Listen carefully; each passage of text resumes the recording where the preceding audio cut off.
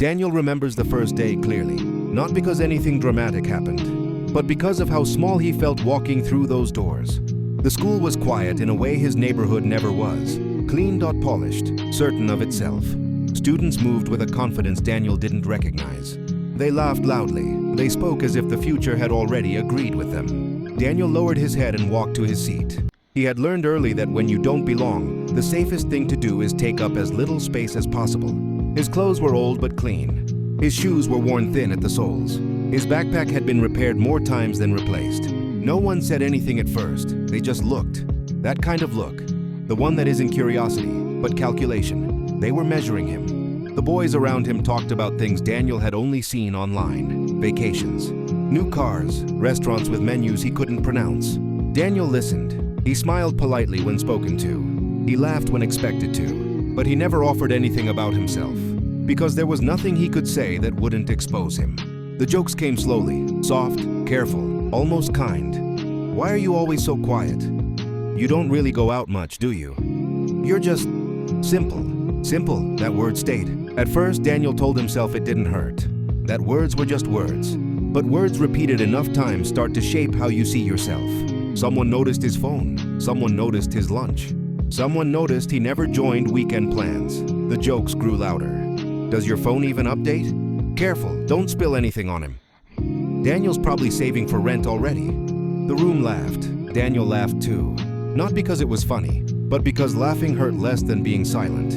Teachers heard it. They paused, then continued teaching. No one wanted to make things uncomfortable.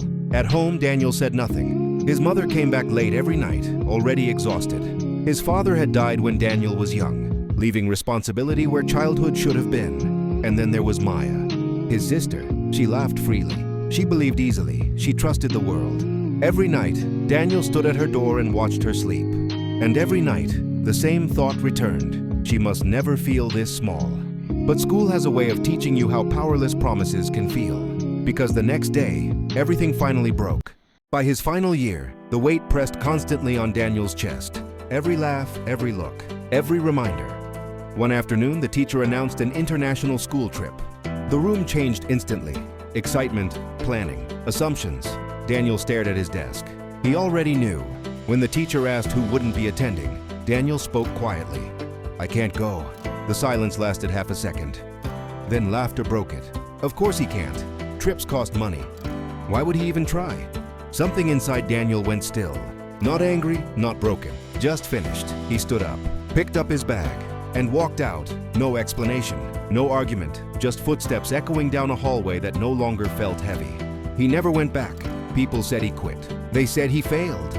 They said he threw his future away. Daniel let them talk. Because what no one saw were the nights that followed, the quiet ones.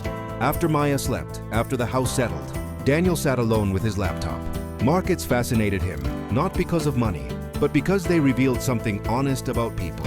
Fear, hope, greed, patience. Charts moved not on logic, but emotion.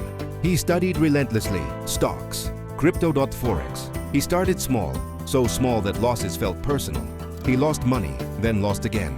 There were nights he closed his laptop and stared at the wall, wondering if he was selfish for chasing uncertainty when his family needed stability. But he kept going, because learning gave him something school never did: control. And then, something finally changed. A year passed, then consistency arrived, quietly. Wins stacked, confidence deepened. Not loud confidence, grounded confidence. Daniel built systems, then strategies, then businesses. People noticed results. They didn't see the fear. They didn't see the doubt. They saw numbers. Capital followed discipline. Daniel expanded overseas, finance, technology, logistics. Always careful, always patient. He stayed invisible. No interviews, no flexing, no noise. When the numbers crossed into billions, Daniel felt nothing. Because the money wasn't the victory. The victory was the night he told his mother she didn't have to work anymore. She didn't speak. She just cried. Not from happiness, from relief. Then he told Maya she could dream without fear. She held him tightly and whispered, "I always knew you'd do it." Years later, on Maya's birthday, she asked to go out, a club she'd heard about. Daniel smiled and agreed. Inside, the music was loud. The lights were bright. Daniel wore simple clothes. Then he saw them, his old classmates. They saw him too. Whispers spread. "Is that Daniel? What's he doing here?" They laughed. One approached him. "Didn't expect to see you here?" Another added, "This place is expensive." Daniel stayed quiet. Then the music stopped. The manager spoke. He thanked the owner, pointed to Daniel. Applause filled the room. The laughter died. Daniel took Maya's hand and stood. As he passed his old friends, no one spoke. Daniel stopped. He looked at them. Not with pride, not with anger, but with something heavier. "I used to think success was about proving people wrong," he said softly. "But it's not." He looked at his sister. "It's about making sure the people you love never feel small." Outside, Maya held his hand. Daniel looked up at the sky, and for the first time, he let himself cry. For the boy who stayed silent, for the nights he doubted himself, for the promise he kept.